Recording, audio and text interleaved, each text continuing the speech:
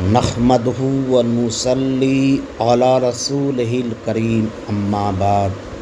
اشرف علی تھانوی نے حفظ الایمان میں لکھا ہے کہ اگر رسول اللہ صلی اللہ علیہ وسلم کے لیے بعض علم غیب ثابت ہے تو اس میں ان کا کیا تخصیص؟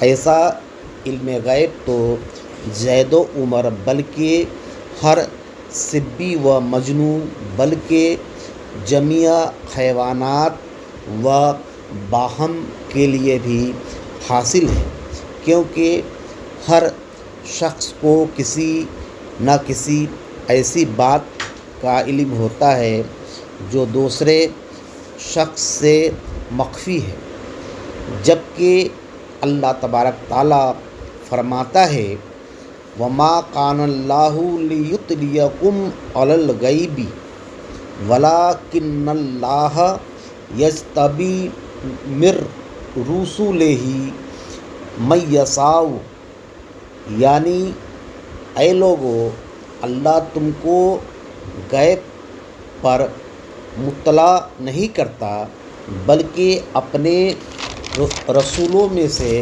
جسے چاہتا ہے منتخب کر لیتا ہے۔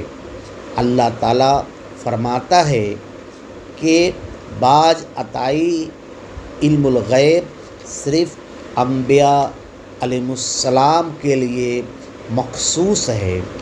تھانوی کہتا ہے عطائی علم الغیب انبیاء علیہم السلام کے لیے مخصوص نہیں ہے، اس میں پاگل، حیوانات اور عام انسان بھی شامل ہیں۔